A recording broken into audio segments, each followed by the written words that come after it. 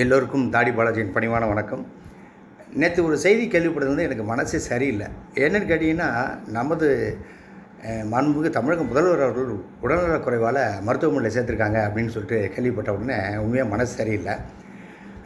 கூடிய விரைவில் அவர் குணமாகி வீட்டுக்கு வந்துடுவார். என்னுடைய ப்ரேயர்ஸ் எப்பயுமே இருக்கும். அதே மாதிரி வந்து அண்ணியுடைய ப்ரேயர்ஸு டெஃபினட்டாக வந்துட்டு நமது சிஎம் அவர்களை குணப்படுத்தி வீட்டுக்கு கூப்பிட்டு போயிடும். என்ன ஒரு ரீசன் கேட்டிங்கன்னா, சமீபத்தில் என்ன தான் நம்ம வந்துட்டு மருத்துவமனையில் இருந்தாலும், நமக்கு ட்ரிப்ஸ் ஏறினாலும், மருத்துவர் நம்மளை பார்த்துக்கிட்டாலும், டேப்லெட்ஸ் எடுத்துக்கிட்டாலும், அதை விட அதிகமான ஒரு ரெக்கவரி ஆகி இன்றைக்கி சிஎம் வரணும்னா அதுக்கு ஒரு வழி இருக்குது.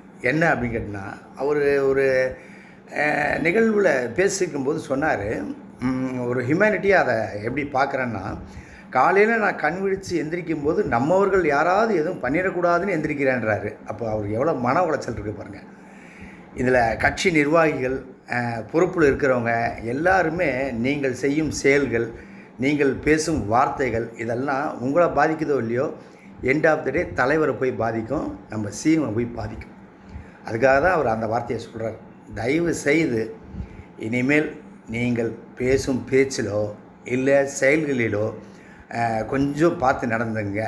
ஏன் இதை நான் சொல்கிறேன்னா, நம்ம சிஎம்மை நம்ம தான் பொறுப்பாக பார்த்துக்க வேண்டிய கடமை எங்களை விட உங்களுக்கு அதிகமாக இருக்குது. அதுக்காக தான் அதை சொல்ல வர்றேன். இப்போ நான் சொன்னது இந்த இந்த கட்சிக்கு மட்டும் இல்லை, எல்லா கட்சிக்கும். இப்போ குறிப்பாக பார்த்திங்கன்னா, தாவேக்காலேருந்து சமீபத்தில் விளங்கின சிஸ்டர் வைஷ்ணவி அவங்க வந்துட்டு ஒரு கம்ப்ளைண்ட் ஒன்று கொடுத்துருக்காங்க தாவேக்கா தலைவர் மேலே. என்னென்னா வந்து இழிவாக பேசுகிறாங்க, கட்சியில் இருக்கிறவங்க இதாக பேசுகிறாங்க, ரொம்ப என்னை டிகிரேட் பண்ணுறாங்க, ரொம்ப பயன்படுத்தக்கூடாத வார்த்தைகள்லாம் பயன்படுத்துகிறாங்க அப்படின்னு சொல்லிட்டு. இதுக்கு ஒரே ஒரு ரீசன் தான். என்னென்னு கேட்டிங்கன்னா, இதில் தலைவர் ஒரு அறிக்கை விடணும் அப்படின்றத தாண்டி ஒரு கட்சியில் இருக்கோம், ஒரு புது கட்சி தொடங்கி இருக்குது, எந்தவித பாதிப்பும் எந்தவித அவமானமும் நம்ம கட்சிக்கோ தலைமைக்கோ தலைவருக்கோ வரக்கூடாதுன்றது பொறுப்பில் இருக்கிறவங்களுக்கு ரொம்ப முக்கியம். அப்படிப்பட்டவங்க இதை கொஞ்சம் கான்சன்ட்ரேட் பண்ணி இதை கொஞ்சம் முடிக்க பார்க்கணும். ஏன்னா பெண்கள் வந்துட்டு அரசியலுக்கு வருவது என்பது எல்லாருமே இப்போ வர்றாங்க, நிறையா பேர் வர்றாங்க. அவங்கள இழிவுபடுத்துறதுனால ஜனநாயக அரசியலில் பெண்கள் உள்ளே வர்றதுக்கு ரொம்ப குறைவாயிடும். அதை நீங்கள் பண்ணக்கூடாது.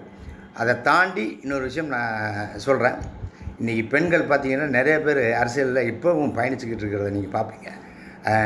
ஏற்கனவே இருந்தவங்க, இப்போ பயணிச்சுருக்கிறவங்க, குறிப்பாக சொல்லணும்னா அஞ்சலி அம்மாள், அதுக்கப்புறம் வந்து மம்தா பானர்ஜி மேம், அதுக்கப்புறம் கனிமொழி மேம், ஜெயலலிதா மேம், இந்த மாதிரி நிறைய அந்த மாயாவதி மேம், இவங்களாம் இன்னும் பயணிச்சுட்டே இருக்காங்க. நீங்கள் இது பண்ணுறதுனால பெண்களுடைய இது வந்து அரசியலில் ரொம்ப குறைஞ்சிரும்.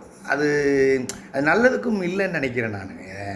சம உரிமைன்னும் போது அவங்களுக்கும் அந்த உரிமை இருக்குது, பேசுகிறாங்க. அதனால் மறுபடியும் கடைசியாக நான் சொல்லிக்கிறது, ஒரு கட்சியில் இருக்கோம், ஒரு பொறுப்பில் இருக்கோம் அப்படின்னால், இல்லை வந்துட்டு நம்ம வந்துட்டு ஒரு தொண்டனாக இருக்கோம் அப்படின்னா கூட கட்சிக்கும் தலைமைக்கும் தலைவருக்கும் என்றைக்குமே தலைவலியாக நம்ம இருந்துவிடக்கூடாது. இதுதான் என்னுடைய கடைசி பாயிண்ட்டு. மறுபடியும் சிஎம் அவர்கள் விரைவில் குணமாய் வரணும்னு என்னுடைய வேண்டுதல். தேங்க்யூ.